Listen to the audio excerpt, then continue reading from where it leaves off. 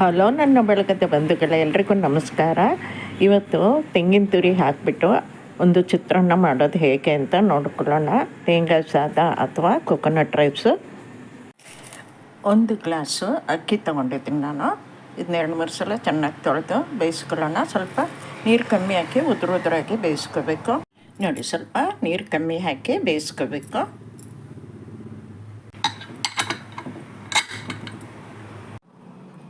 ನಾನು 3/4 ಬಟ್ಲಷ್ಟು ತೆಂಗಿನಕಾಯಿನ ತುರ್ಕೊತಾ ಇದ್ದೀನಿ. ಈ ತೇಂಗಾಯಿ ಸಾದ ಅಥವಾ ತೆಂಗಿನಕಾಯಿ ಅನ್ನಕ್ಕೆ ನಾವು ಎಷ್ಟು ಕಾಯಿ ತುರಿ ಹಾಕಿದರೂ ಅಷ್ಟು ರುಚಿ ಬರುತ್ತೆ. ನೋಡಿ, ಕಾಯಿ ತುರ್ಕೊಂಡಿದ್ದೀನಿ ನಾನು. ಬಾಣಲೆಗೆ 2 ಚಮಚ ತುಪ್ಪ ಹಾಕ್ಕೊಳ್ಳೋಣ.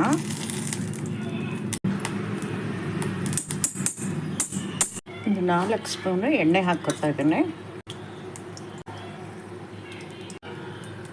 ಎಣ್ಣೆ ಕಾದ ಕೂಡಲೇ ಒಂದು ಅರ್ಧ ಸ್ಪೂನು ಸಾಸಿವೆ ಹಾಕ್ಕೊಳ್ಳೋಣ.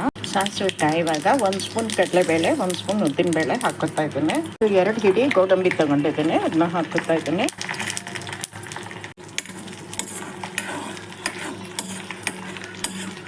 ಈಗ 1/4 ಸ್ಪೂನಷ್ಟು ಹಿಂಗೆ ಹಾಕ್ಕೊಳ್ಳೋಣ. ಈಗ 2 ಅರಸುಳಷ್ಟು ಕರಿಬೇವು ಹಾಕ್ಕೊಳ್ಳೋಣ.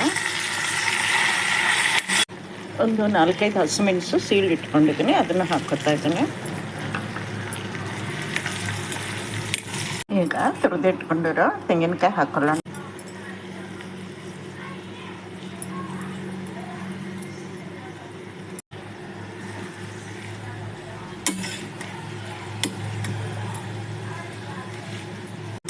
ಇದನ್ನು ಸಣ್ಣ ಉರಿಯಲ್ಲೇ ಹುರಿಬೇಕು.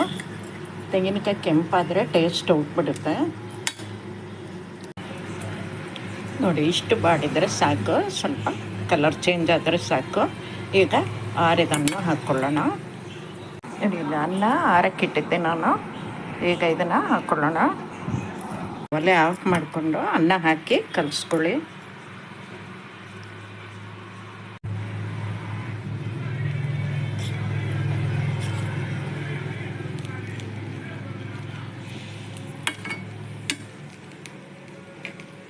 ರುಚಿಗೆ ಬೇಕಾದಷ್ಟು ಉಪ್ಪು ಹಾಕ್ಕೊಳ್ಳೋಣ.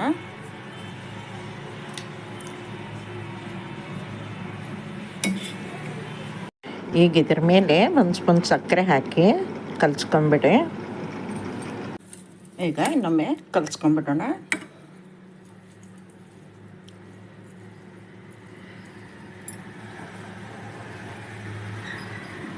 ಈಗ ಇದ್ರ ಮೇಲೆ ಸ್ವಲ್ಪ ಕೊತ್ತಂಬರಿ ಸೊಪ್ಪು ಹಾಕ್ಕೊಂಬಿಡ್ಬೇಕು. ಈಗ ಇದ್ರ ಮೇಲೆ ಕಟ್ ಮಾಡಿದ ಕೊತ್ತಂಬರಿ ಸೊಪ್ಪು ಹಾಕ್ಕೊಂಬಿಡೋಣ.